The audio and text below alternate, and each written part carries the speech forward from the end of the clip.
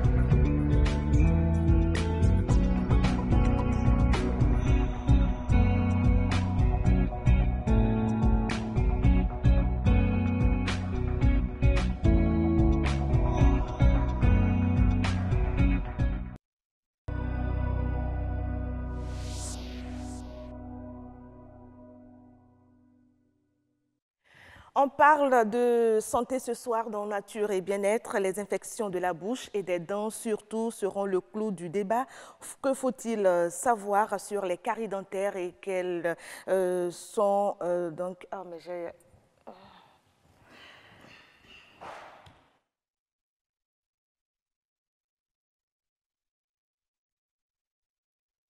Non, c'est pas ça. C'est pas ça.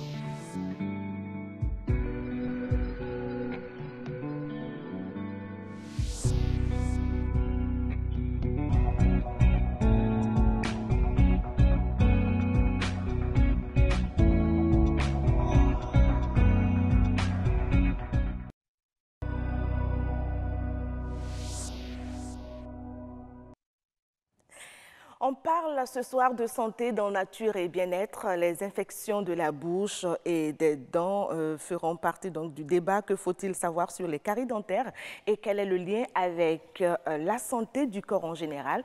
Heureuse d'annoncer fera venir un chirurgien dentiste. De la beauté et santé des dents à celle des ongles, un petit pas que nous allons franchir. Beauté au pluriel de ce mardi s'intéresse au bien-être des ongles. Vous affectionnez particulièrement vos ongles comparativement aux autres parties de votre corps. On vous donnera ici deux petites astuces pour en prendre soin. Pour vous filer ces astuces et amener le grand public à y avoir accès, les publicitaires auraient pu avoir recours à la publicité. Oui, cette dernière peut se faire par plusieurs canaux, par la télévision, la radio ou l'affichage. Ce soir, il s'agira dans Autant savoir de revenir sur les normes de ces formes de publicité. Nous sommes à l'ère du numérique. L'utilisation des outils informatiques peuvent aider à la promotion des droits. L'Association des blogueurs du Bénin œuvre pour la défense des droits des enfants. Comment s'y prennent-ils et quels sont les impacts de leurs actions? La rubrique Expert ouvre les portes de ces jeunes blogueurs. Et puis, pas de grand rendez-vous sans le journal. Le 19h45 ce soir, c'est avec Estelle Pazou, mais déjà le sommaire. Estelle, bonsoir. Bonsoir à vous, Karamat Agbataou. Dans le 1945, aujourd'hui, on s'intéresse à la maîtrise de la langue française. Le niveau des apprenants baisse d'année en année. Les As du Bénin a alors initié un concours pour encourager les enfants à l'apprentissage de la langue. Crimes et sacrifices humains, ainsi va l'actualité ces derniers jours au Bénin. Comment en est-on arrivé là? La rédaction vous propose 2 sujets sur la question. Et puis, nous irons en Indonésie où les motos Bajaj sont toujours d'actualité malgré l'arrivée de nouveaux moyens de transport. Ainsi se résume le journal que j'aurai l'honneur et le plaisir de vous présenter à 19h45. Merci Estelle Pazou. On vous retrouve donc tout à l'heure dans moins de 45 minutes. Il était des nôtres hier. Il nous est revenu pour un autre temps de causerie sur la publicité. King Yao, le directeur de la photographie, va d'un moment à l'autre prendre place. Ici, c'est pour Autant savoir.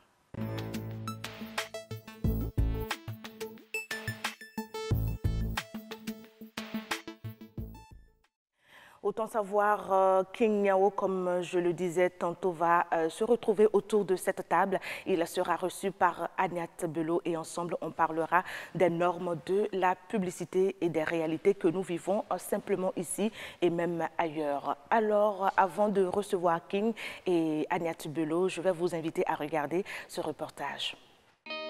Votre sourire, nous mettons toute notre énergie à le faire naître. Publicitaire, interprète, meneur, pantomime, figurant.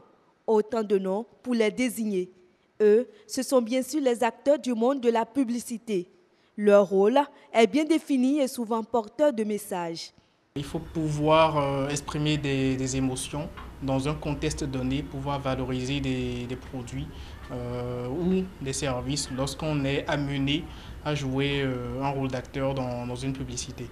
Il faut savoir que les gens, dans un premier temps, veulent avoir des personnes ou des visages connus pour vendre leurs produits, pour pouvoir se mettre sous l'effet de la rampe.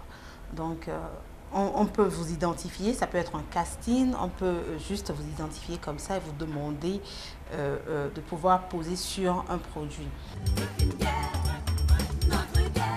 Une fois le choix porté sur l'acteur ou l'actrice, la question du contrat de travail s'impose. Une étape qui importe aussi bien à l'acteur qu'à son employeur. Un contrat de publicité est un document généralement écrit de prestation de services entre une agence de production et les intervenants auxquels il fait appel pour faire aboutir un projet de réalisation de spots publicitaires. Pour signer un contrat de publicité, il y a plusieurs éléments qui forment le dit contrat. Il y a la cession des droits d'image, c'est-à-dire lorsque vous tournez dans une publicité, vous cédez vos droits, vous permettez à l'entreprise ou à l'agence qui réalise la publicité de pouvoir utiliser votre image, que ce soit sur le format de la vidéo ou sur le format image, et c'est exploitable sur un ensemble de supports. On peut avoir un contrat de publicité direct, c'est-à-dire entre le prestataire, celui qui demande la prestation, et l'organe immédiat, soit une télévision, soit une radio, ou soit une presse en ligne ou une presse écrite, ou un contrat établi entre le demandeur, le client, et l'intermédiaire qui est une agence de communication, qui est l'entremetteur entre le média et le client. Le profil est choisi, les conditions sont remplies, les dispositions sont prises pour une bonne collaboration. Néanmoins, on note des difficultés lors de la réalisation. Il y a des patrons de publicité qui ne respectent pas forcément leur engagement, c'est-à-dire quoi? On peut vous dire c'est une campagne de 6 mois et vous vous retrouvez sur des affiches pendant 1 an et plus. On renouvelle les affiches, on renouvelle la campagne sans vous payer encore ce qu'on vous doit. La question des droits est mal vue au Bénin. Le code du cinéma qui devrait être là pour aider à régler ces problèmes tarde à être. Les éléments d'application qui doivent être mis en place aussi tardent. Donc c'est dire que nous sommes dans un no man's land juridique quand il s'agit de la question de l'interprétation dans les publicités.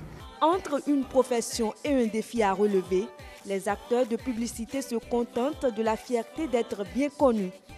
Visiblement, ce métier nourrit son homme. Sa valorisation est alors opportune. Agnès Bello, bonsoir, merci de me rejoindre. Karamata Agbatao, bonsoir à vous également. Mesdames et messieurs, c'est toujours un plaisir d'être reçu chez vous. 12 minutes d'entretien avec votre invité, King Yao.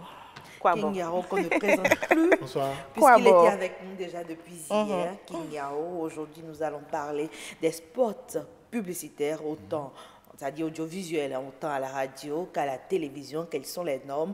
On viendra un peu sur tout ça, mais avant, je crois qu'il va falloir définir. C'est quoi un spot publicitaire? Un spot publicitaire dans le langage audiovisuel, c'est un court élément qui sert à faire de la communication de persuasion pour amener un consommateur à passer à l'acte d'achat. D'accord. Voilà. Et quels sont les différents médiums qui sont les plus utilisés? La radio, étant un médium très très ancien, a été le premier. Non, pas le premier. L'un des plus anciens, mais le premier, c'était le cinéma. On faisait de la publicité avant de projeter les films dans les salles de cinéma. Ensuite, il y a eu ce qu'on appelait les hommes sandwich. Ce sont des bonhommes qui se baladaient avec des pancartes avant et arrière. Ça, c'était de l'affichage dont on a parlé hier. Il y a ces vieilles méthodes de publicité qui ont existé avant que la radio ne naisse, à l'occasion surtout de la guerre du Vietnam. Et on a eu des spots radio. La télévision n'est venue que dans les années 60 et 70. 60 en blanc-noir et puis 70 vers... On a eu de la couleur. Et la télévision aujourd'hui représente, quand on parle de spot publicitaire, tout le monde pense à la télé parce que c'est le média le plus cher en matière de production publicitaire. D'accord. Voilà. Mais pour d'autres, le média le plus accessible, en tout cas, ça dépend peut-être du message qu'on a envie de faire passer. Oui. C'est encore la radio, parce que la radio... Oui. C'est vrai qu'avec les nouvelles technologies, voilà. Vous me direz qu'avant, ce qu'on ne pouvait pas faire, on peut le faire maintenant. Qu'au-delà de la télé, aujourd'hui, on est allé dans un monde numérique où... non, je ne vais pas dire numérique, multimédia, parce que multimédia veut dire test, son et image. Oui. Du coup, on a tout cela, test, son, image, image fixe et image vidéo. On a tout cela, on a la possibilité de mettre tout ça en ligne et le tout par un seul canal, ce qu'on ne peut pas faire avec les autres médiums. Ce qui fait que la publicité en ligne prend le dessus. C'est pour ça que vous êtes sur Facebook gratuitement, en fait. Justement, donc aujourd'hui, hein, en termes de médium, on ne parlera pas que seulement de la radio, de la télévision, mais aussi la façon de faire de la publicité en ligne, le marketing digital, la publicité en ligne, c'est tout un autre domaine. C'est ma passion, moi, le marketing digital, parce que tous les autres procédés pour faire de la publicité se retrouvent en ligne. Et en plus, c'est très accessible, surtout dans le contexte africain. Tout le monde a un téléphone en main aujourd'hui. Il y a 10 ans, personne ne pariait qu'il y aurait un boom de la téléphonie mobile en Afrique. Mais ceci aidant, cela peut aider dans d'autres domaines, dont la publicité. Dans la publicité, mais revenons un peu maintenant au spot radio. Quelles sont les normes? Déjà, en termes de durée, un spot radio, quelle est sa durée? Alors, déjà, il faut préciser qu'un spot radio peut être plus long qu'un spot télé. À la télé, étant donné la présence des images, on veut de la concision et on va très rapidement. Mais à la radio, parce qu'on entend une voix, selon le style, selon le produit et selon les radios d'ailleurs, un spot peut aller de 10, 30 jusqu'à 40 secondes maxi. D'accord. Mais il y a quand même des spots hors standard. Quand c'est comme ça, qu'est-ce qu'on fait? Alors, quand vous dites hors standard, nous sommes dans le hors standard au Bénin. Voilà.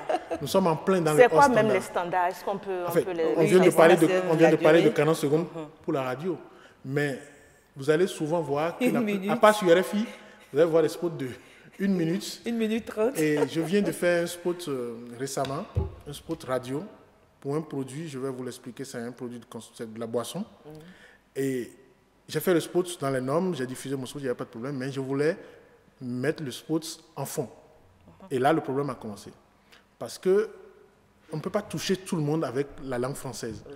En voulant traduire le spot en fond... Il est devenu plus long. Il est devenu plus long parce que le vin, c'est devenu vin. Et puis des trucs plus bons. Bref, quand j'ai pris le spot en fond, je pense qu'on gagnerait à parler une langue. Parce qu'aujourd'hui, si vous voulez communiquer, vous voulez vous adresser à la bonne dame qui est à Tokpa, moi, j'aurais voulu faire le spot en Yoruba parce que je comprends Yoruba.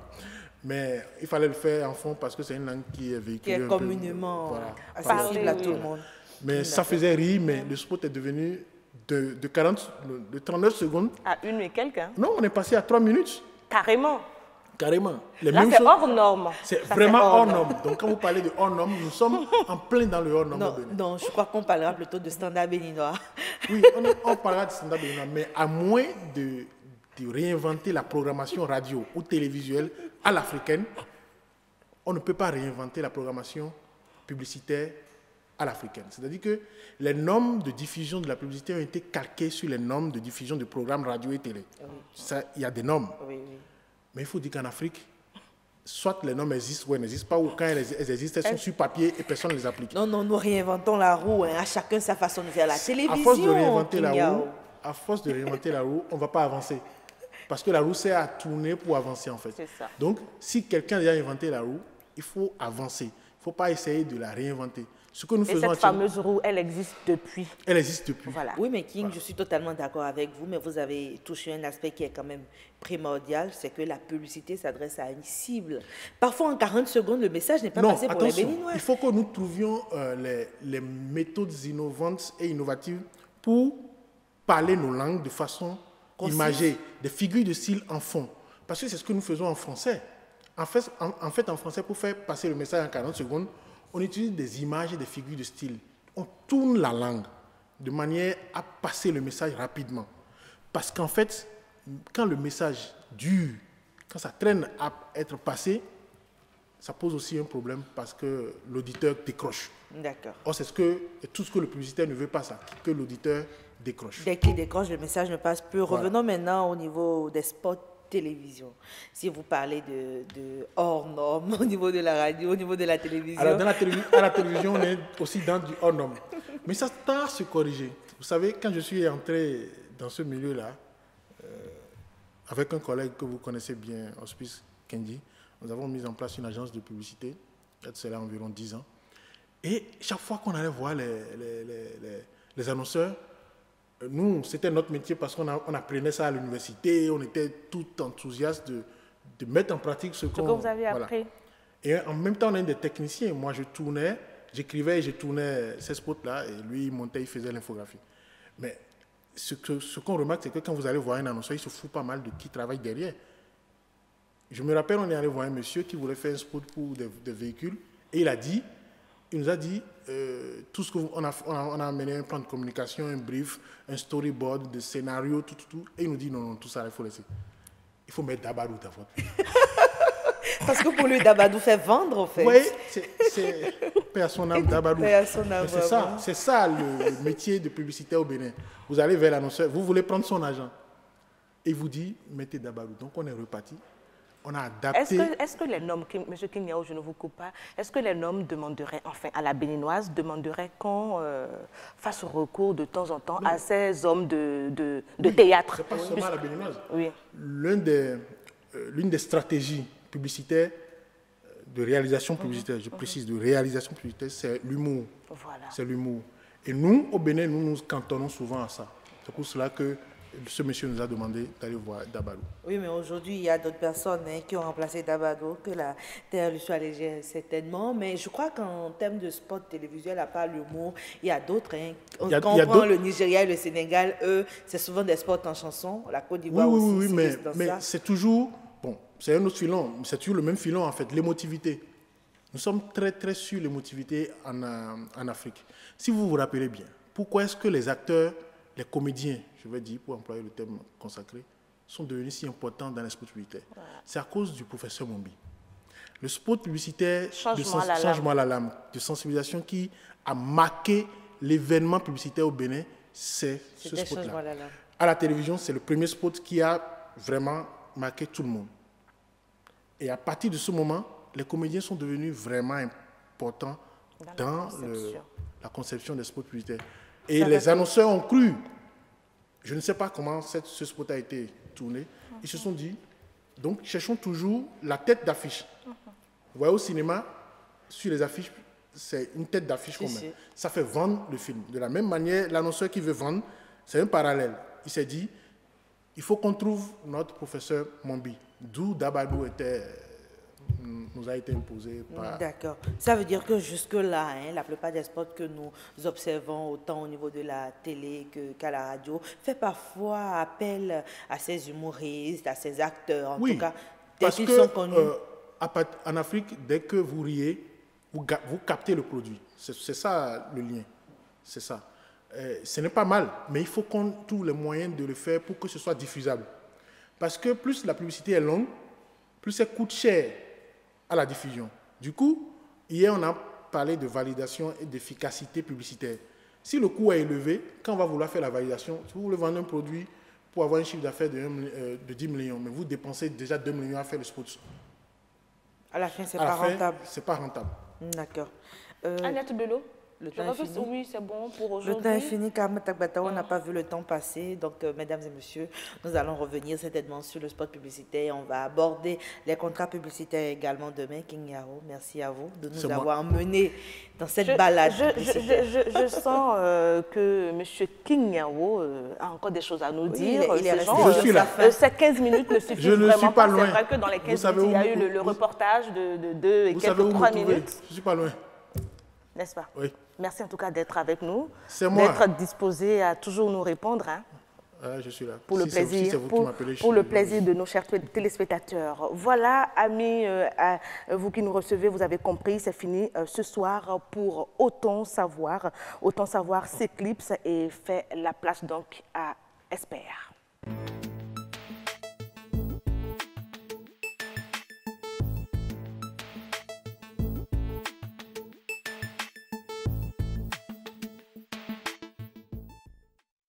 Nous recevons en page Esper ce mardi une jeune dame, en tout cas, vous aurez le temps de voir sur vos écrans. Elle s'appelle Awanabi Idrissou. Elle est la secrétaire exécutive de l'association des blogueurs du Bénin. Elle est avec nous pour nous parler d'une très belle initiative que vous, parents, que vous aussi, enfants qui nous regardez, allez donc aimer. Il s'agit donc de la sensibilisation pour les droits des enfants.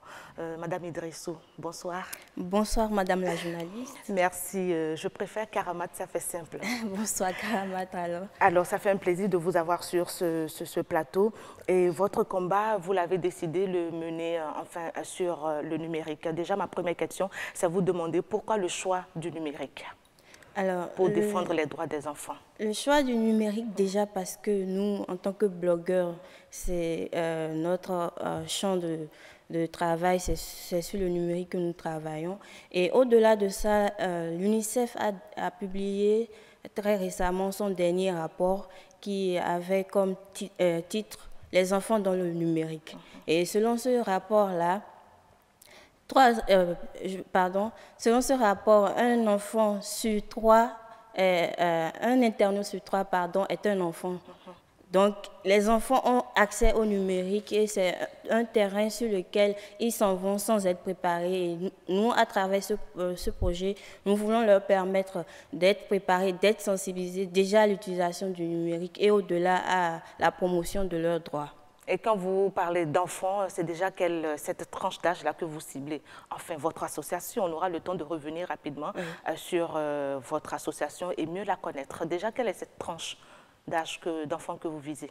Selon le Code de l'enfant du Bénin, un enfant, c'est tout individu ayant entre 0 et 18 ans. Donc, c'est notre cible. Ça, nous allons former le 30 et 31 mars prochain les enfants ayant entre 0 et 18 ans. D'accord. Est-ce qu'on peut mieux connaître votre association, l'association des blogueurs du Bénin? Elle est née quand et qu'est-ce qu'elle fait à part défendre les droits des enfants? Ok, l'association des blogueurs du Bénin, comme son nom l'indique, est une association qui réunit des blogueurs et activistes béninois, qu'ils soient soit résidents ou non.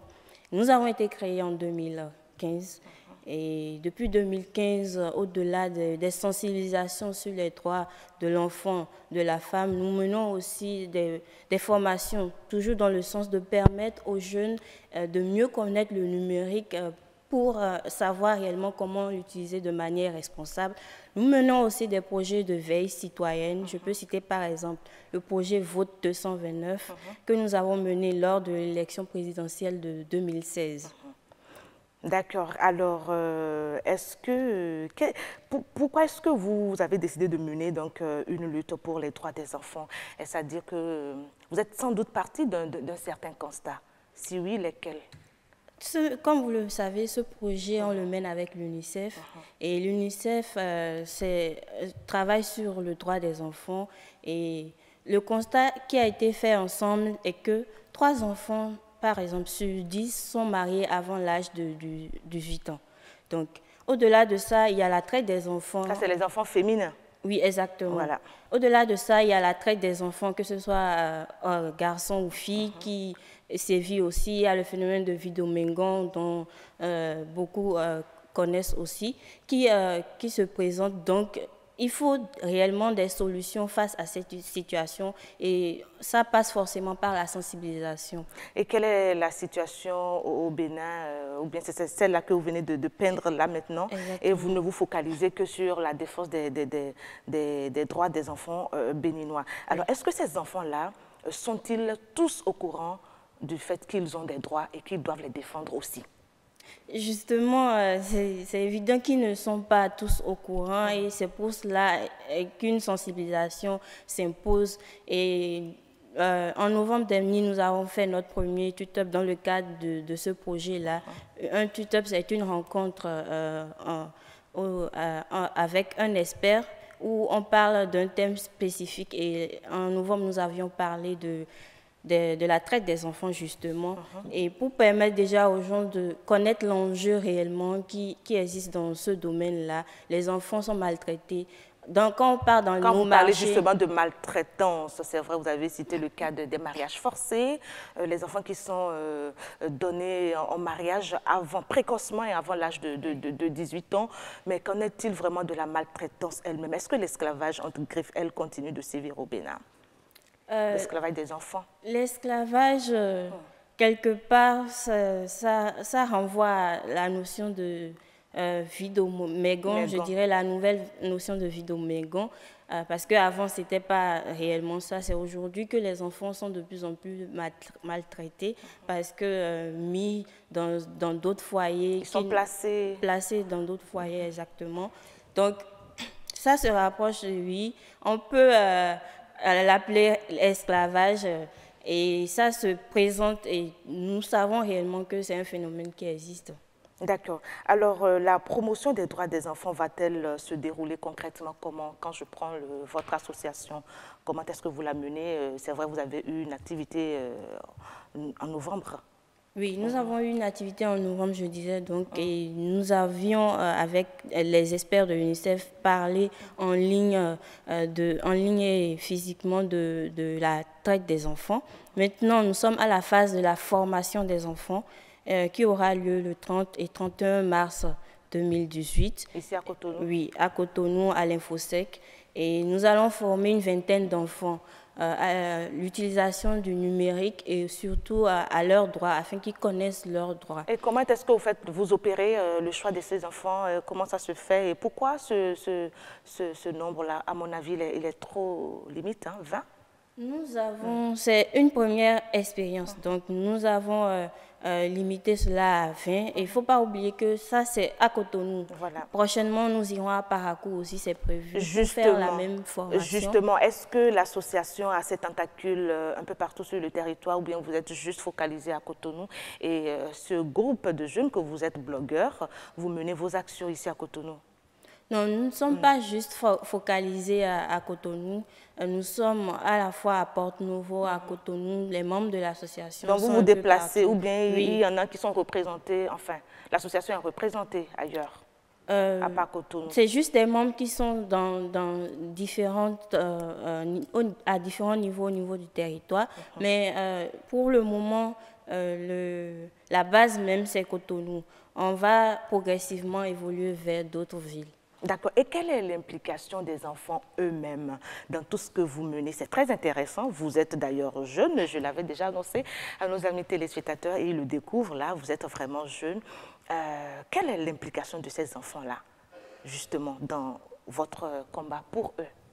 Alors, on va les former au numérique ils vont apprendre à s'exprimer sur Internet. Donc, la suite, c'est quoi? Apprendre à s'exprimer, c'est déjà avoir accès à comment créer sa page, c'est ça? Comment gérer déjà sa présence sur Internet, sur les réseaux sociaux, de manière responsable. Et au-delà de ça, nous allons mettre en place une plateforme, en fait, sur laquelle, de manière périodique, ils vont partager avec nous leur vécu quotidien à travers des articles, des dessins et divers contenus pour parler d'eux-mêmes à travers cette plateforme-là. Et ce projet finira par un concours qui va sélectionner les meilleurs contenus créés. D'accord, des 20 que vous allez donc former, c'est bien ça? Non, des 40, parce qu'on va former aussi à Parakou. À Parakou, donc ça fait Parakou 20 et puis Cotonou aussi 20. Exactement. Vivement, enfin pour ceux-là qui sont ailleurs que dans cette localité, ils souhaitent aussi vivement certainement que l'association des blogueurs que vous êtes ayez donc des activités dans leur localité pour impacter vraiment cette couche juvénile de leur société. Alors, à la longue ou à court terme, quels sont les résultats auxquels vous vous attendez? À la longue, vous savez que Internet, c'est toute une audience. Donc, en matière de message, le message qui doit passer, c'est que les enfants ont des droits et qu'il faut respecter. Et ça, quand je dis toute une audience, il y a à la fois les enfants comme les parents. Donc, vous comprenez avec moi que tout le monde presque, toute personne qui est sur Internet aura accès à ce type d'informations-là. Et aussi, ces enfants-là qui seront formés seront quelque part le porte-voix des autres enfants qui n'arrivent pas encore à se faire entendre et qui, quelque part, aussi ne sont même pas encore instruits et ne sont pas à ce niveau-là. Et j'ai une question que j'avais posée tout à l'heure qui me tient beaucoup à cœur. Comment est-ce que le choix, la sélection de ces enfants s'est fait? Ok, la sélection s'est faite à travers... on a contacté en fait des CEG. On a rencontré les directeurs et on a sélectionné les élèves avec la complicité notamment des directeurs. Donc, ils nous ont orientés dans la sélection de ces élèves-là qui pourront réellement répondre aux conditions pour réellement suivre cette formation. Parce que quelque part, il faut aussi avoir au moins un smartphone pour pouvoir être opérationnel pour la formation. Justement, est-ce que c'est autorisé qu'un enfant déjà, avant l'âge de 18 ans, ait un smartphone, déjà qu'on combat l'utilisation de ces outils-là dans les établissements? À quel moment doivent-ils alors les utiliser? Est-ce que vous les sensibilisez aussi dans cette direction? Évidemment qu'on les sensibilise parce que au-delà de... C'est vrai que les smartphones, Internet ont un côté positif. Ils peuvent l'utiliser pour apprendre. Côté pervers voilà, aussi. exactement. Donc, il faut savoir que quand je suis au cours, je ne touche pas à mon portable. Est-ce que vous le leur dites? Est-ce que vous insistez là-dessus? C'est-à-dire bien qu'ayant leur smartphone, un outil de travail donc, pour leur permettre de vulgariser leurs droits, est-ce qu'ils savent, vous leur dites, qu'ils ne doivent pas utiliser ces téléphones-là en plein cours? Ils le savent et même s'ils ne le savent pas, on va leur dire les 30 et 31 prochains au cours de la formation. Voilà. On va mettre l'accent là-dessus parce que c'est très important. Ce n'est pas parce que vous avez été formé à l'utilisation du numérique qu'il faut se dire c'est fini, j'ai accès et que je n'ai plus le temps d'aller à l'école ou je ne sais quoi. Non, il y a des principes dans la vie et pour réellement évoluer, il faut savoir tout gérer et c'est justement l'importance de cette formation-là. Alors, quel est l'impact, selon vous, de tout ce que vous êtes en train de faire là sur la société? C'est vrai, au-delà des enfants, il y a aussi qu'ils vivent en société. Et quel est l'impact pour le développement de la société de tout ce que vous faites? L'impact, tout de suite, je pense au fait que déjà, Internet, on a dit tout à l'heure, un internaute sur 3 est enfant. Donc, les enfants ont accès à Internet. Donc, dans la communauté, si on leur apprend déjà comment bien utiliser, et l'utiliser de manière responsable. Quelque part, leurs parents seront, je dirais, à la fois fiers et moins inquiets, parce que je sais que beaucoup de parents sont inquiets du fait qu'ils ont accès à Internet et qu'ils ne maîtrisent rien. Et il y en a qui combattent ça vraiment. Exactement. Et qui attendent que leur enfant soit, je crois, ne serait-ce qu'en classe, oui, mature, c'est-à-dire après le deuxième examen scolaire, c'est-à-dire le BPC. Voilà, là, ils estiment qu'ils ont quand même une certaine faculté de compréhension du sens de la vie avant de leur laisser le téléphone. Oui, c'est vrai. Donc, on va leur montrer réellement le bon côté, le mauvais côté, histoire qu'ils sachent qu'il faut rester avec le bon côté. sens et tout, ils sauront que le bon choix, c'est de ce côté, le côté droit. Alors, vous avez certainement des partenaires qui vous accompagnent dans ce que vous faites. Oui. Le premier partenaire, évidemment, c'est l'UNICEF. Qui nous accompagne depuis 2017 sur ce projet-là et avec lequel nous avons aussi mené la campagne Tolérance Zéro au mariage des enfants. Donc, nous les remercions très sincèrement pour l'appui qu'ils nous apportent à travers ce projet-là et vivement que ça se poursuive dans le futur. D'accord. Avant de vous laisser partir, une dernière question. Quel est le droit des enfants qui vous est si cher, vous, en tant que Madame Idrissou Awanabi? Le premier droit des enfants, pour vous, c'est quoi? Le droit des enfants qui m'est cher. Oui. Je dirais le droit à la liberté d'expression. N'est-ce pas? Oui, parce que c'est de ce dont on parle là. Et tant qu'un enfant n'arrive pas à s'exprimer et à dire réellement ses besoins, ses pensées, il sera à la fois aigri, influencé, frustré, et ça ne va pas réellement lui permettre d'être épanoui. Et d'être épanoui et d'impacter vraiment son environnement, déjà sa famille, sa petite cellule, et ensuite maintenant impacter aussi sa société. Exactement. Et par ricochet de son pays. Merci beaucoup d'être venu par ici. Voilà, mesdames, messieurs, c'était Awanabi Idrissou, secrétaire exécutive de l'Association des blogueurs du Bénin, sur les droits des enfants à travers le numérique. Bon retour chez vous. Merci beaucoup. Et à la prochaine. Merci. Le grand rendez-vous de ce mardi se poursuit. Après donc la rubrique Espère, nous allons ouvrir une autre page et voici pour vous beauté au pluriel.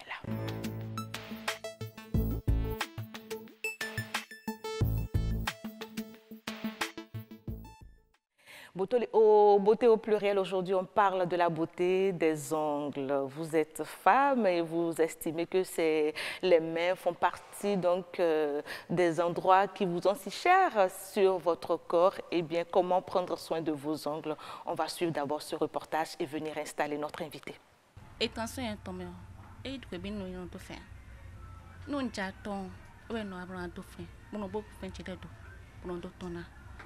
Mais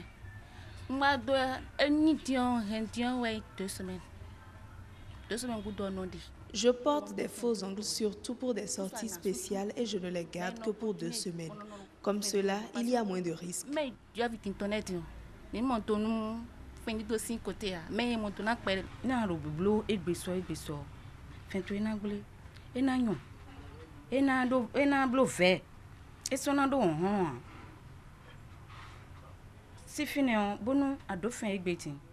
Le port des faux ongles crée beaucoup de désagréments. Il faut laisser les ongles respirer, mais certaines clientes ne le comprennent pas. Après une semaine, on a protégé Fentoina. Mais tous les jours, Fentoina. Client de l'Ekatimbo, et non, et au fin, sinon moi, je suis obligé. Quand nous posons des ongles, après 2 semaines, nous enlevons. Il est très important de faire des traitements d'ongles avec des bases données. Donc, nous devons conseiller ça aussi à nos clientes parce qu'elles ne savent pas. Donc, c'est à la professionnelle de donner des conseils d'entretien. Après avoir enlevé le faux ongle, vous devez conseiller à vos clientes de nettoyer les ongles et de les traiter, de laisser les ongles respirer avant maintenant de faire une autre pause. Mais ce qui est plus conseillé, c'est de protéger l'ongle avant même le port du faux ongle. Parce qu'il y a des vernis qui protègent votre ongle. Donc on met les vernis là en protection à la base d'abord avant d'implanter le faux ongle.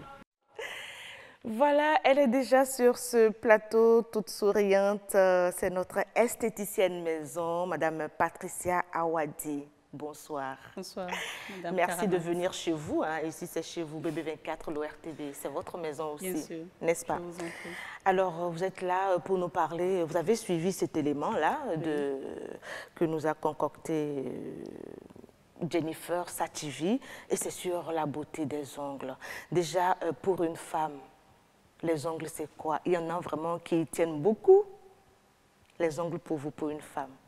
C'est une partie qu'il faut vendre, une partie qu'il faut valoriser. Oui, ce n'est pas seulement pour la femme. Pour tout être, l'ongle, c'est très, très important. Oui, c'est la partie qui durcit l'extrémité de nos doigts, déjà, l'ongle. Et c'est fait de kératine. Donc, il faudrait quand même en prendre soin au jour le jour. Donc, ce n'est pas seulement les femmes. Plus les femmes, pourquoi? Parce qu'on aura à les nettoyer, à les vernir, à faire pousser, à faire briller. Mais les hommes aussi. Ils le font, hein. Ils ne passent pas du vernis, mais ils passent du neutre, je crois bien. Ils tiennent aussi à leur séance de manicure et de pédicure de temps en temps. Voilà. Donc, c'est très important. D'accord. Oui.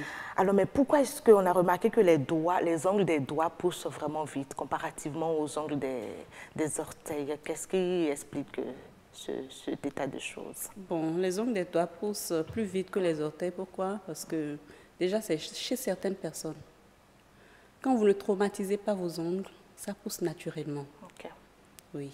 Mais les pieds, vous voyez, les pieds avec différentes sortes de chaussures, vous les emprisonnez, vous les traumatisez, donc les ongles s'étouffent. Voilà. Donc ça ne pousse plus normalement. Ok. Ça arrête l'évolution de la poussée.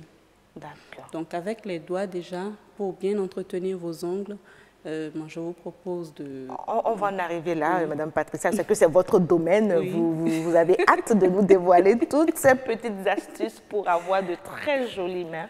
Et je voudrais bien faire un petit coucou au passage à Estelle Pazou. J'avoue, elle a de très beaux doigts, hein, de jolis ongles. Hein. Oui, Quel entretien. Et elle ne fait pas recours aux poses de faux ongles.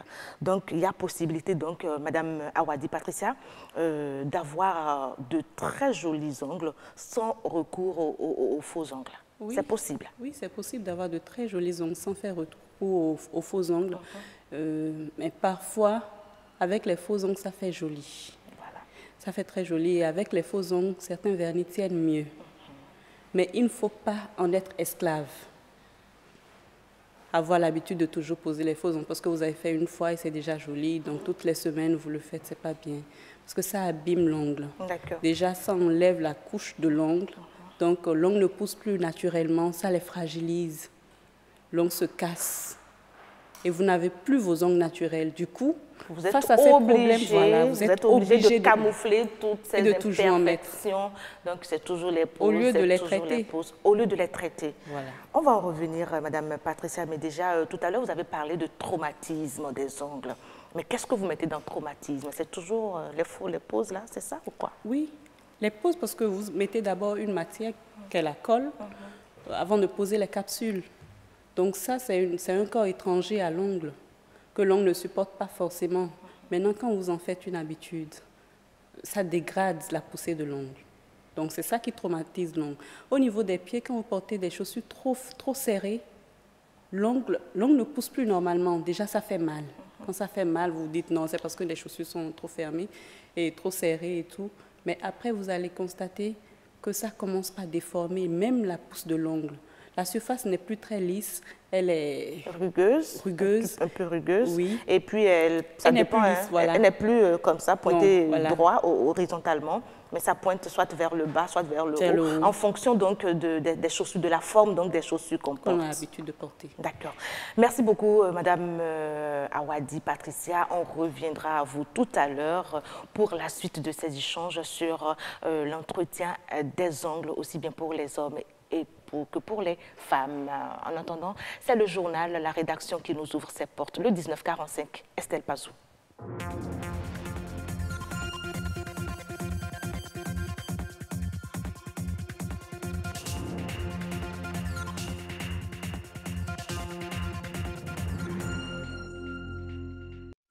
Bonsoir à tous, bienvenue dans cette édition du journal. Voici les titres.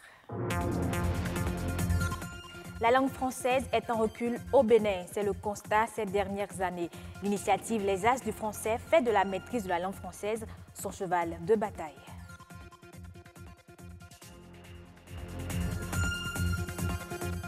C'est une réalité à faire craindre la tranquillité. Les crimes et autres sacrifices humains défraient la chronique. Des voix s'élèvent pour dénoncer le phénomène.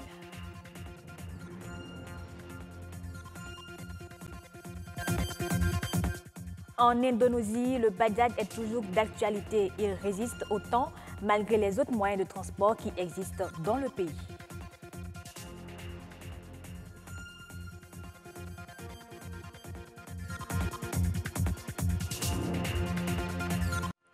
Ces dernières années, le niveau des apprenants en langue française est déploré au Bénin.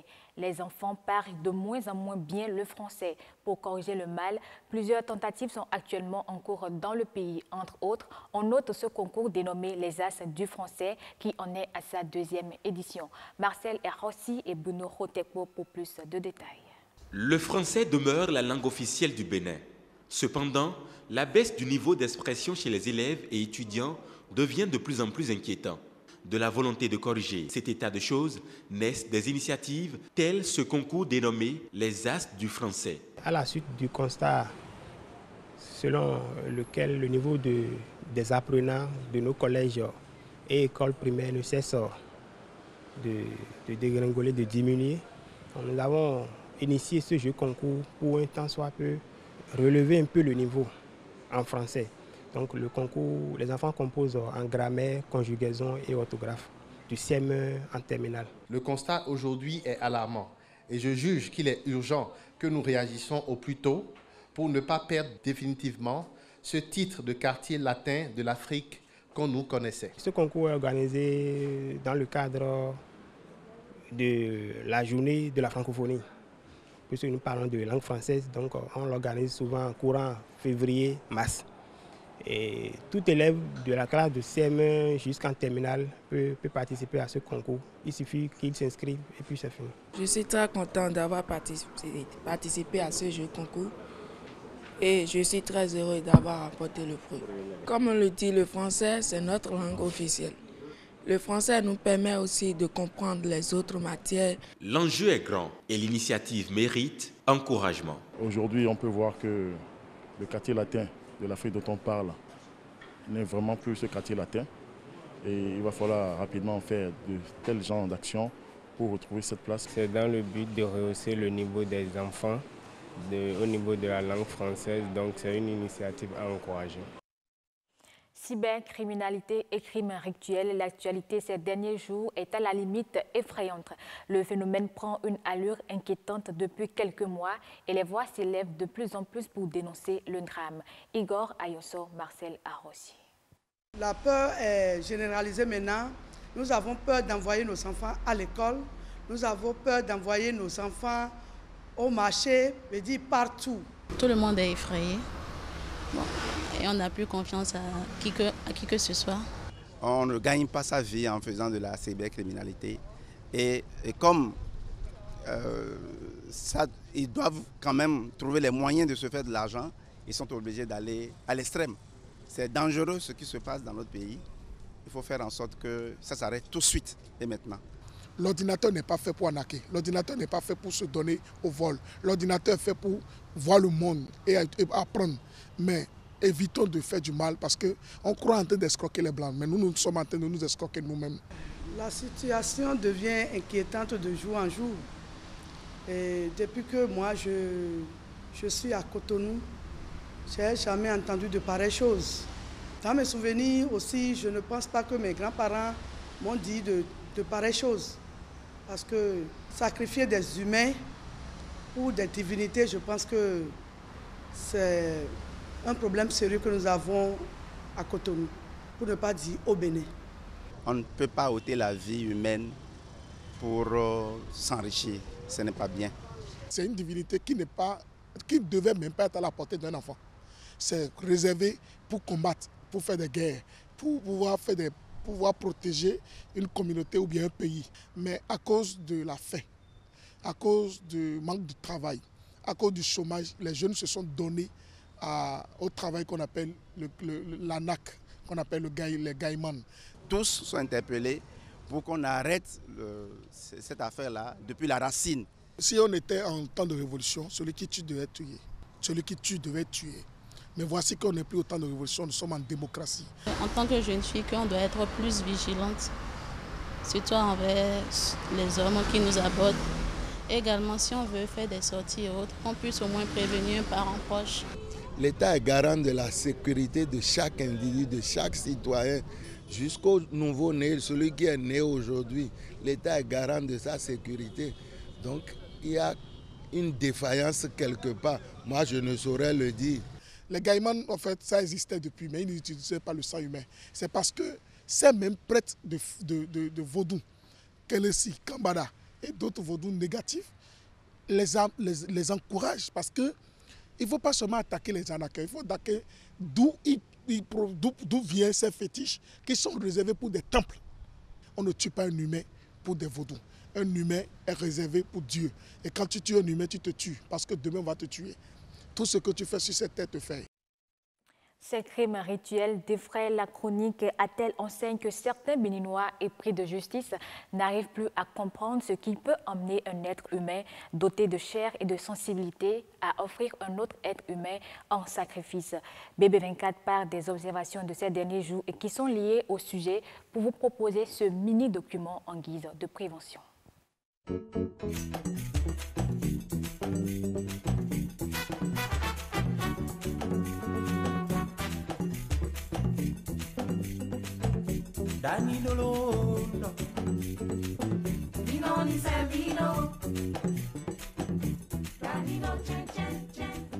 Des organes humains s'invitent dans les rites sacrificiels au Bénin, dans la sous-région et en Afrique centrale. Chaque jour, des réseaux sociaux présentent des images de scènes macabres qui heurtent les sensibilités. La justice béninoise constate le drame comme tout le monde et le premier substitut du procureur lève le ton. Les atteintes à la vie humaine et plus spécifiquement les homicides font partie des infractions les plus durement punies dans notre législation. Les auteurs et les complices de ces infractions encourent les mêmes peines. Il s'agit de la prison à vie en application des articles 295 et suivants de notre code pénal. Est qualifiée de complice toute personne qui, par aide, assistance, moyens fournis ou instructions données, facilite la commission d'une infraction. En conséquence, le parquet poursuivra avec la même fermeté aussi bien les praticiens qui initient des jeunes avides d'argent à ce type de rite que les adeptes de ces cultes. Avant cette sortie, ce sont d'abord les populations qui s'indignaient déjà contre les crimes rituels. On tue les jeunes filles au vaudou après avoir fini de brûler leur intimité. C'est une très mauvaise pratique. Dans certaines contrées, les enfants sont donnés d'office au vaudou. C'est horrible d'entendre des choses comme ça. Un enfant n'est pas un animal. On ne peut pas offrir des enfants à un vaudou, bien sacrifier des enfants à un vaudou, à un fétiche. Parce que moi je ne comprends pas, est-ce qu'on a besoin même de faire des sacrifices avant de devenir riche? Sacrifice d'enfants dits sorciers, de personnes pour renforcer l'autel d'une église ou d'une divinité, l'être humain est devenu aujourd'hui un veau gras pour des sans-foi ni loi. C'est un phénomène à combattre. Parce que les enfants, il faut les laisser grandir, il faut prendre soin des enfants. Les grands aussi, bon, qui ont l'habitude de tuer les enfants comme ils veulent, ils ont été aussi au départ comme un enfant. Ils sont nés quand même, non? Et leur maman les a allaités. C'est un crime à condamner avec la dernière rigueur. Personne ne se sent en définitive en sécurité, enfants, jeunes filles, femmes et hommes sont enlevés contrairement à la Déclaration universelle des droits de l'homme de 1948 et à la Constitution béninoise de 1990 qui stipule en résumé que la vie humaine est sacrée. Hors des frontières béninoises à présent, c'est le premier investissement d'envergure de l'ère Mnangagwa. La signature entre le Zimbabwe et les Chypriotes de Karo Resources d'un accord pour l'exploitation du platine à Mondoro Ngezi, à l'ouest de Harare. Le début effectif des travaux est prévu en juillet prochain et 2020 devrait marquer la production effective du platine. En Ouganda, la Banque centrale a alerté sur les risques liés à l'évolution de la dette du pays. En effet, le niveau de la dette nationale a presque triplé sur les 3 dernières années et représente désormais plus de 50% du produit intérieur brut du pays. Le Bajaj, petite voiture à 3 roues pouvant transporter 2 ou 3 personnes, demeure en Indonésie malgré l'arrivée des motos à 2 roues, l'un des moyens de transport les plus utilisés. Plus de précisions dans ce reportage. Cet engin à 3 roues, typique en Afrique et dans d'autres pays comme le Pérou ou encore la Thaïlande, est connu sous le nom de tuk-tuk. L'explosion récente du nombre de mototaxis chasse aujourd'hui les 3 roues traditionnelles des rues d'Indonésie sur fond de concurrence féroce entre services de taxi via des applications sur smartphone.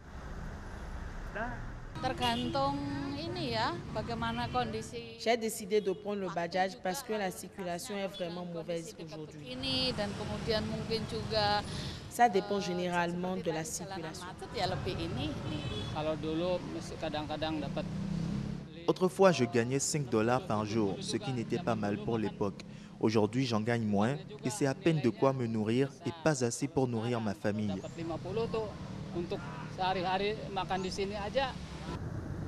Interdit de circulation sur les autoroutes et certains grands axes, les engins à 3 roues présentent cependant l'avantage avec leur habitacle d'être un moyen de transport plus sûr que les 2 roues.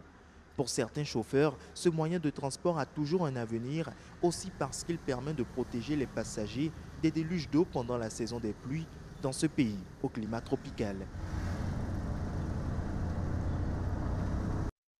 Et ce sera tout pour cette édition. Merci à vous de l'avoir suivi. Karamat Agbataou, je vous retourne à l'antenne. Estelle Pazou, merci beaucoup pour cette présentation. C'était donc l'actualité sur BB24, la grande édition du soir.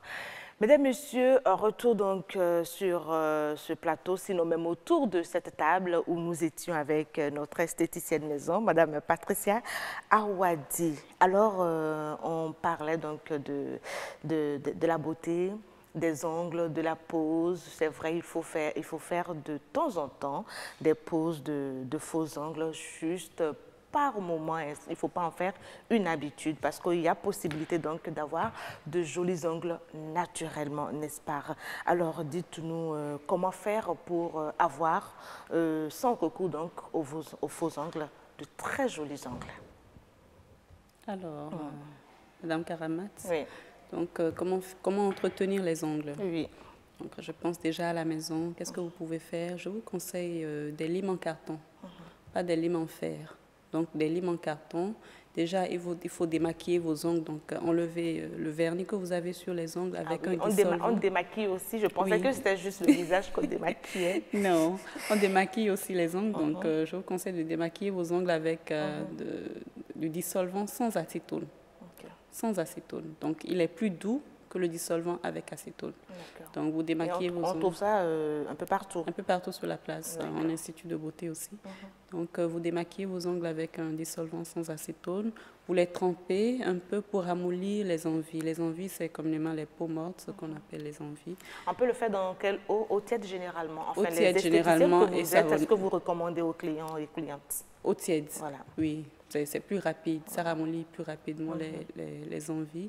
Et après, au lieu d'utiliser le pied de biche, parce que le pied de biche, beaucoup l'ont à la maison.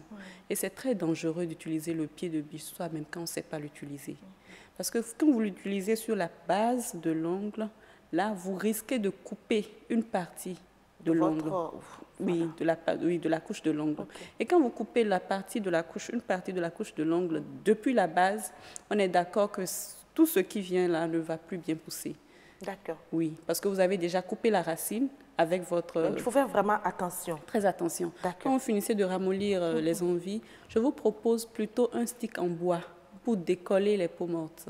Là, vous faites des mouvements circulaires pour décoller les peaux mortes. Est-ce qu'on peut le faire soi-même ou il faut appeler... Parce qu'il y a de ces bonnes dames-là, et enfin, on les voit se promener avec leur vernis, leur tas de vernis sur la tête, enfin, tout ce qu'il faut pour une séance pédicure, manicure réussie entre griffes. Ah oui. Oui, je les vois. C'est vrai que je n'ai jamais testé. Franchement, je les ai jamais testés. Et je ne sais pas si elles font vraiment attention à ces tout petits détails-là. Je les vois généralement faire les poses de faux ongles, mais je ne sais pas qu'elles allaient jusqu'à faire une manucurie et une beauté des pieds. Ça, je ne sais pas. Donc, ça se fait. Ça se fait aussi. Oui. Mais déjà, je voudrais conseiller aux dames à la maison de faire attention aux pieds de biche. C'est mieux de prendre un stick en bois pour décoller les peaux mortes qui sont à la base de l'ongle. Donc après ça, déjà, le limage. Pour un bon limage, il faut aller de l'extrémité vers le milieu de l'ongle. Et en fonction de la forme qu'on aurait souhaité, donc voilà. Voilà. Donc, quand vous finissez de faire ça, parfois, il y a des ongles qui sont jaunis. Donc, vous pouvez polir légèrement parce que quand vous polissez trop les ongles aussi, ça les fragilise. Donc, vous polissez juste légèrement, ça permet de blanchir les ongles. Et vous posez votre vernis, vous posez d'abord. Mais comme vous l'avez dit, Madame Patricia Awadi, c'est que la pose de vernis sur les ongles naturels ne dure pas. Ça ne fait que 24 heures ou tout au plus 48 heures, parce qu'une fois que vous plongez les doigts dans l'eau, je crois, ou que vous prenez votre bain une fois, deux fois, c'est parti, ça c'est frite. Non, 48 heures, je pense que c'est quand même trop peu. Ça peut aller jusqu'à une semaine. Hein. Oui. Sur les vrais ongles? Oui, sur les vrais ongles. Moi, je l'ai essayé, enfin, c'est personnel, ça, je partage avec les téléspectateurs, ça ne dure pas longtemps. Et ça dure que ça dépend aussi de la qualité du vernis qu'on a posé. Oui, ça dépend de la qualité du vernis. Sinon, ça peut aller jusqu'à une semaine. D'accord. À cause de ça, moi, je propose même, je conseille qu'on change son vernis chaque semaine. Il n'est pas bien de garder son vernis pendant 3 semaines, à moins que ça ne soit un vernis... Et s'il ne finit pas, Madame Patricia, nous sommes quand même... C'est un budget qu'on respecte et puis on se donne un temps pour ce budget. Ne me dites pas que... Enfin, j'espère que les chères dames partagent mon avis. Vous achetez votre bouteille ou votre boîte de vernis. C'est vrai, vous l'avez posé 1, 2, 3 fois. Il n'est pas fini. L'esthéticienne vous dit, ah, mais il faut changer. Non, je ne parle pas du vernis, même en question de changer votre vernis, la pose de vernis. C'est maintenant que je comprends. Il faut changer la pose de vernis. Donc, il ne faut pas garder le vernis longtemps sur l'ongle. Déjà, ça aussi, ce n'est pas bien pour les ongles. D'accord. Ça, c'est pour les ongles naturels. D'accord. En ce qui concerne les faux ongles, voilà, les poses. Quelle est la périodicité déjà que vous proposez? Quelle est la périodicité? Pour les faux ongles, que ça soit occasionnel, quand vous avez un événement grandiose, un peu comme un mariage, un baptême, enfin ces événements uniques. Hein. Voilà, que vous fassiez recours aux faux ongles si nécessaire. Parce que même avec ces événements-là et que vous avez de jolis ongles, pourquoi ne pas mettre votre vernis? Et de nos jours, il n'y a pas que les vernis simples qui s'essuient avec le dissolvant, il y a les vernis semi-permanents que vous pouvez garder plus longtemps que d'habitude. 3 semaines, 1 mois, ça dépend. Donc, on retient de vos propos qu'il faut juste avoir à la maison ou chez l'esthéticienne les bons produits qu'il faut pour l'entretien de vos ongles, aussi bien le matériel et aussi le vernis qu'il faut appliquer sur les ongles. Et pour la pose, vous recommandez que ça se fasse vraiment de façon pas régulière, de façon sporadique vraiment. Oui, pour la pose des faux ongles, des capsules. D'accord. Maintenant, une petite astuce peut-être. Allez-y, on est là pour les astuces justement, puisqu'on les a, enfin, on en a parlé dès l'entame de cette émission pour les téléspectateurs. Donc, une petite astuce pour donner de l'élasticité à vos ongles, parce que les ongles qui n'ont pas d'élasticité et qui se cassent facilement. Donc, pour nourrir les ongles, puisqu'on nourrit aussi les cheveux, les ongles font partie des fanères, donc pour nourrir les ongles, je vous propose, généralement c'est de l'huile d'olive. On n'a pas d'olivier ici, c'est vrai qu'on trouve de l'huile d'olive sur la Grande Place, mais je vous propose aussi de l'huile de coco qui est aussi bien que l'huile d'olive. Et comment on fait? On l'applique comment? De l'huile de coco, vous pouvez le chauffer au bain-marie et tremper vos doigts Au bain-marie pendant 15 minutes maximum. C'est juste pour que les ongles gagnent en élasticité. Mais à part ça, si vous ne voulez pas faire ce geste-là, vous pouvez prendre directement l'huile de coco que vous appliquez sur les ongles et vous faites des mouvements circulaires pour masser la base de l'ongle. Oui. Donc, ça stimule la kératine et la base de l'ongle, et donc l'ongle pousse plus naturellement et plus vite. D'accord. Donc, on peut retenir que la pose de faux ongles est vraiment dangereuse pour la santé. Oui. On résume ça comme bien ça. Sûr. Donc, je voudrais bien qu'on parle de ces gélules-là qu'on retrouve en marche, dans les marchés, qui sont censées favoriser la pousse des ongles et puis les rendre un peu plus souples. Tout ça, qu'est-ce que... Oui. Buvable. Oui, parfois buvable. Buvable. Qu'est-ce que vous en dites dites rapidement? Non, il y a des gélules en pharmacie, oui, qui se boivent. Pourquoi? Pour la santé des cheveux, du teint, en même temps qui agissent sur ongles. les ongles. Oui. Il y a la levure de bière, par exemple, qui agit comme ça. D'accord. Et vous pouvez vous aider comme ça, avec ces gélules-là. Il y a Madame pas de Ouadi. conséquences. Merci beaucoup. Je vous en prie. Merci Madame pour Karamat. ces astuces. On abordait donc avec vous le sujet sur la beauté des ongles. Alors, pour boucler la boucle de ce numéro de votre émission Le Grand Rendez-vous, voici pour vous le plateau Santé, Nature et Bien-être.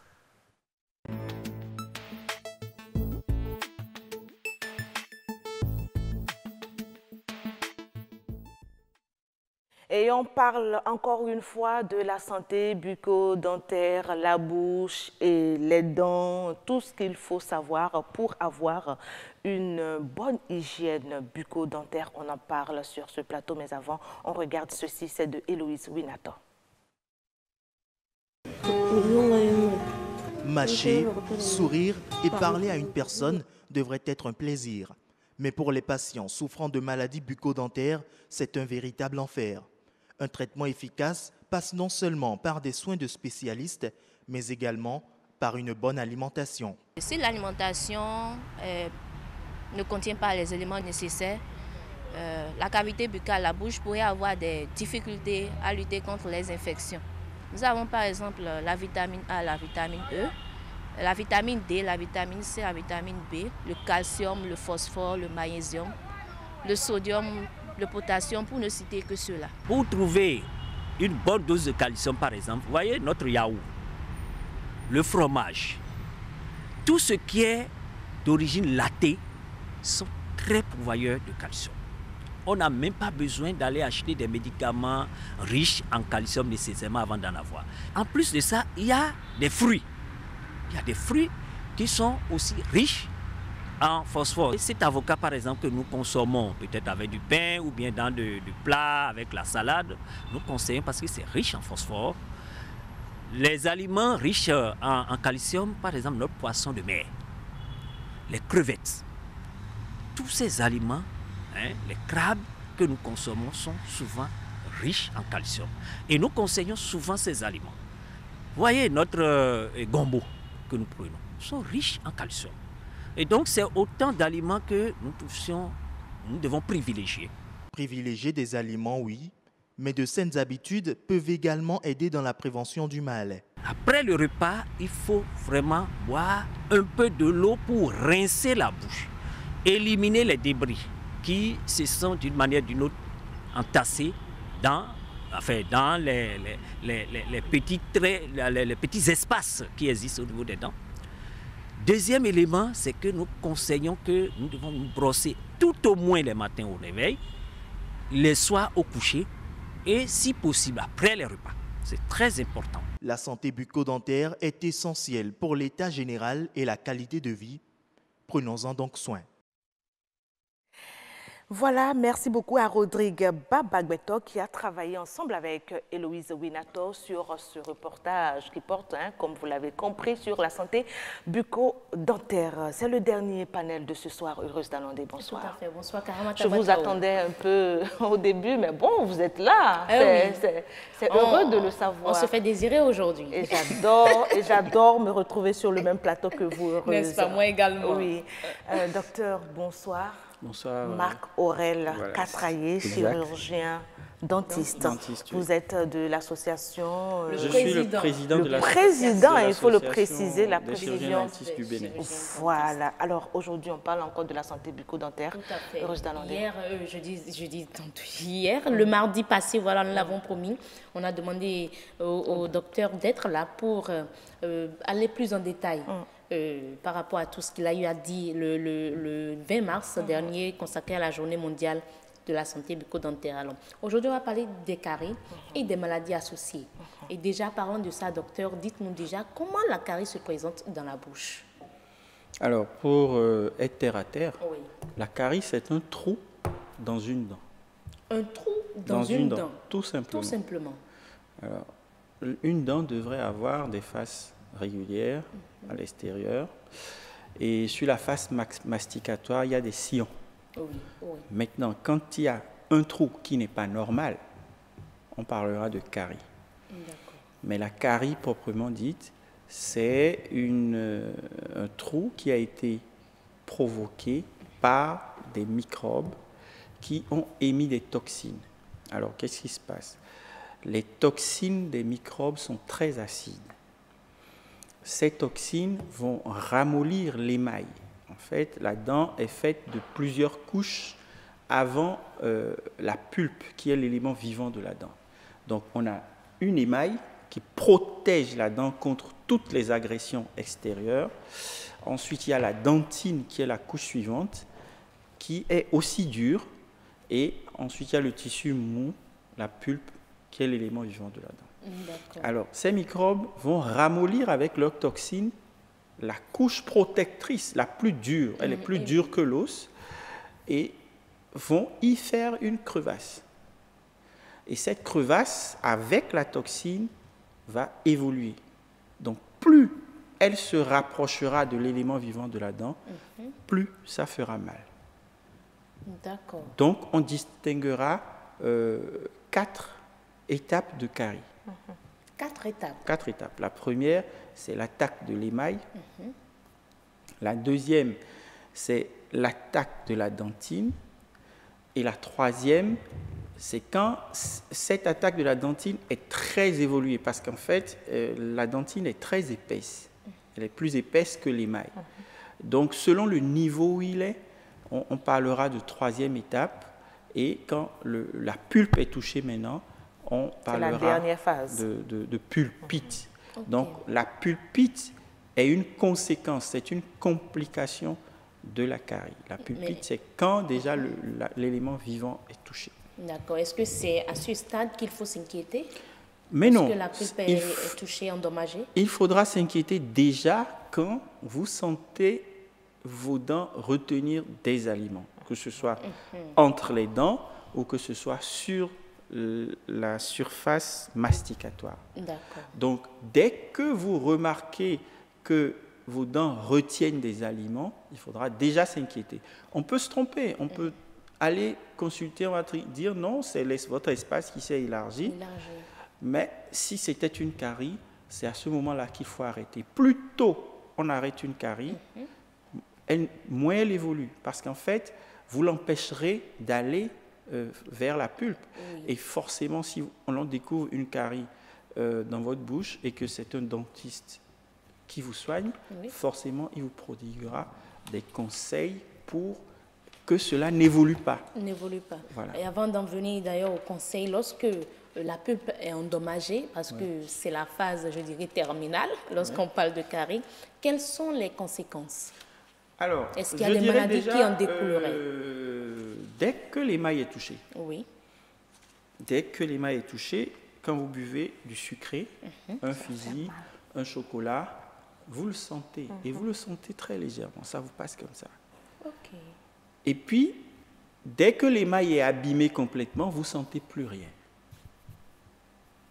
Vous n'avez que le trou. Puis ça commence à attaquer la dentine.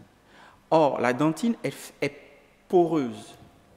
Et c'est à travers ces pores-là que le nerf vient en surface. Donc, les terminaisons nerveuses à un niveau vont commencer à sentir quand un aliment reste dans le trou. C'est-à-dire, une partie de la dentine est attaquée. Et quand un brin de riz, un brin de pain, un brin de viande reste là-dedans, ça va commencer à irriter. Et tant que vous n'avez pas enlevé, vous n'aurez pas la paix. Donc, à ce moment-là, ça commence à donner de petites douleurs. Vous avez des douleurs, et puis dès que vous brossez, ça s'en va, parce que vous avez enlevé l'élément. Et progressivement, ça va s'accentuer.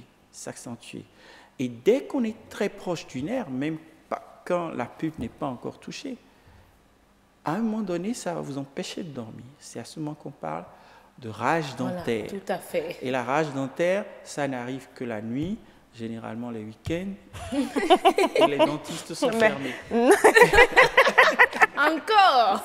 Le docteur veut nous dire par là de s'y prendre très tôt. C'est ça, en fait. C'est aussi simple que ça. Et puis c'est vrai, parce qu'en fait, ça arrive la nuit, parce que c'est quand vous êtes relaxé, quand vous êtes au repos, que ce nerf qui est attaqué par l'excitant extérieur vibre et vous provoque la douleur. Ça fait que quand vous avez mal la nuit, il faut marcher dans toute la maison jusqu'au petit matin. Et vous n'aurez pas mal. Non, mais c'est sérieux. C'est une veille forcée, là. C'est sérieux. C'est-à-dire que c'est pourquoi le matin, quand vous avez souffert comme ça, vous vous levez le matin, vous avez un fond de douleur. Mais c'est plus ce que vous avez vécu la nuit. Parce que dès que vous avez commencé à travailler, ça se calme. Et dès que vous allez vous asseoir 15 minutes pour vous récupérer, on va marcher, docteur. Il faut marcher jusqu'au petit matin. On va marcher, on va marcher pour demander aux dentistes de travailler, d'ouvrir leurs portes les week-ends, les dimanches et les samedis quand même. Marchons déjà pour faire calmer les douleurs dentaires. Pour le moment, on n'a pas... Mais là, est-ce qu'il y a ça peut aller encore plus loin lorsqu'on parle des conséquences des maladies bien sûr. Une fois que le nerf, la pulpe est touchée, là, il y a des vaisseaux sanguins. Ces vaisseaux sanguins vont communiquer avec tout le corps. Cette infection va passer au-delà de la racine. Vous aurez un abcès dentaire. La joue va gonfler. À partir du moment où l'infection est passée au-delà de la dentine, vous pouvez faire une septicémie et en trépasser. Qu'est-ce que vous appelez septicémie? Alors, c'est un gros mot, une infection généralisée de tout votre corps. Quoi? À partir du moment où c'est sorti de la dent et que c'est passé dans le sang, tout le corps peut recevoir cette infection. Ça peut aller vers, si chez vous, c'est le cœur qui est sensible, ça ira se loger dans le cœur. Si c'est l'estomac qui est sensible, ça ira se loger dans l'estomac. Si c'est le rein qui est sensible chez vous, il ira se loger dans le rein. C'est pourquoi, à partir d'une toute petite dent là, vous pourrez trépasser. Pour la toute petite dent. On apprend par moments que certains sont allés se faire soigner et puis ils sont trépassés. Tout simplement parce que l'infection généralisée est passée.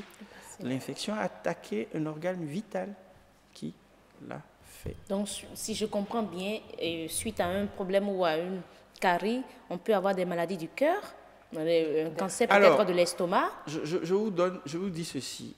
Quand vous êtes sujette à une endocardite, le microbe, les streptocoques B qui sont dans la bouche, passent par le sang, si vous êtes prédisposé, et vont abîmer vos valvules mitrales qui sont dans le cœur. Et vous allez commencer à avoir un souffle, c'est-à-dire quand les valvules devraient fermer pour laisser passer le sang du ventricule vers les oreillettes, ça ne se fermera pas, il y aura des fuites. Et vous avez commencé des problèmes de cœur. Donc c'est aussi simple que ça. Et c'est un microbe qui est dans la bouche qui peut donner ça au cours d'une angine mal soignée.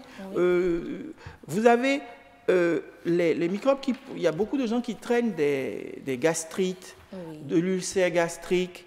Mais le microbe, aujourd'hui, il est démontré que c'est l'hélicobactère qui est un microbe qui est à l'origine des ulcères gastriques, en majorité. 90% des ulcères gastriques sont provoqués par l'hélicobactère. Qui se retrouve dans la bouche. Cet hélicobactère est dans la carie.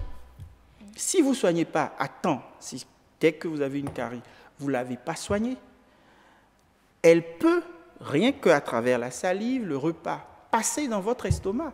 Et une fois qu'il est dans votre estomac, il va irriter la muqueuse, parce que lui, c'est son lieu de prédilection. Il va irriter la muqueuse. Vous usez la muqueuse, donnez comment on l'appelle, Bref, ça va enlever la muqueuse qui va vous donner des brûlures et puis ça peut creuser, aller vers la plaie, vers l'ulcère. Ça va vous donner une ulcération, voilà, une ulcération de la muqueuse, voilà, et qui peut évoluer vers une perforation de votre estomac. Oh. Oui, dès qu'on commence à faire des selles noires, oui. Après un ulcère, c'est quoi? C'est une perforation. Donc, il faudra faire attention. Mais là, il faudra... vous faites peur. Est-ce que ça suffit? Comme on l'apprend à l'école, ne mangez pas trop chaud, ne mangez pas sucré. Je vais vous dire ceci. Ça suffit pour éviter la carie. Quand le gastro-entérologue reçoit un patient, il s'occupe de son estomac. Tout simplement. Alors que l'origine, c'est dans la bouche. Et ce n'est pas la veille que ça a commencé. Ça a commencé il y a des années. Ça a commencé il y a 2, 3, 4, 5 ans. Il faut donc consulter son dentiste. C'est qu'il faut, en fait, avoir une bouche saine. Parce qu'en fait, tout est là. La bouche est ouverte, elle reçoit tout de l'extérieur. Tous les microbes qui existent dans ce monde sont dans notre bouche. Et voilà qu'on ne peut pas être bouche fermée tout le temps. Voilà, donc on doit même déjà manger, donc la bouche est ouverte à ce moment-là. Donc voilà, il faudra vraiment prendre soin de sa bouche pour que... Parce qu'en fait, quand vous avez un problème d'endocardique, au cœur, vous avez un diabète et tout ça, si le diabétologue pense bouche, il va toujours demander à son patient de régulièrement contrôler sa santé buccale parce qu'en fait, les infections font que le diabète ne se stabilise pas. Ok, on aura le temps de revenir. Je sais qu'il y a eu un forum qu'on a réalisé un temps sur le diabétique et ses dents. J'ai eu du mal à comprendre ce thème-là. Et le diabète va créer des problèmes aux parodontes, aux tissus de soutien de la dent parce qu'en fait, en bouche, c'est une irrigation terminale, c'est de micro... Docteur Katraye, oui. Vous permettez qu'on vous retrouve la prochaine fois? Pourquoi pas? Pour parler de l'haleine, la mauvaise haleine et les maladies associées. Ça fait toujours la santé bucco-dentaire. Tout à fait. Chaque fois que vous m'inviterez, je serai sur votre plateau. Eh oui, même si on bouscule, on bouleverse un peu votre agenda. Ça ne me dérange pas. L'important, c'est de pouvoir sensibiliser les populations à se soigner. Parce qu'en fait, c'est beaucoup plus... Dans notre profession, c'est la sensibilisation qui est importante. Et c'est la sensibilisation là déjà que nous faisons sur ce plateau ici, grâce à notre spécialiste santé sur BB24, Heureuse Danandé. Bien sûr. Toujours heureuse. Je n'ai pas le choix. Quelque chose qui arrive. J'essaie de l'être. Elle sourit toujours. Même si vous lui portez un petit coup de poing, elle va sourire. N'osez pas.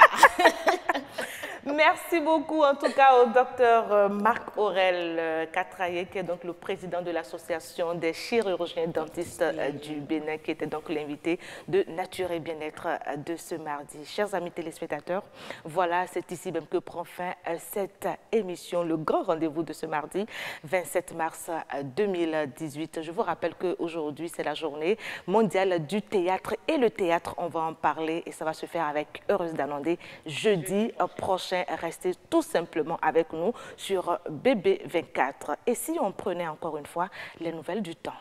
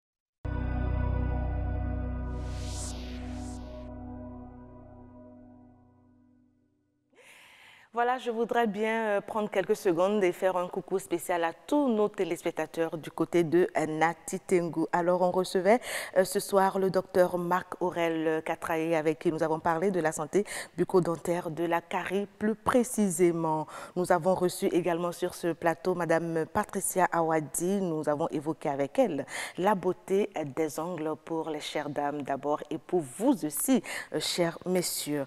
King Nyao, le directeur de la photographie, était ici reçu par Agnès Bello. Autant savoir, avec lui, nous avons parlé des normes de la publicité. Et puis, Madame Awadi Idrissou, Awanabi, voilà, Awanabi Idrissou, des droits des enfants par le numérique. Mesdames, Messieurs, c'est fini pour aujourd'hui. On se dit tout simplement à demain. Bonne soirée chez vous. Au revoir.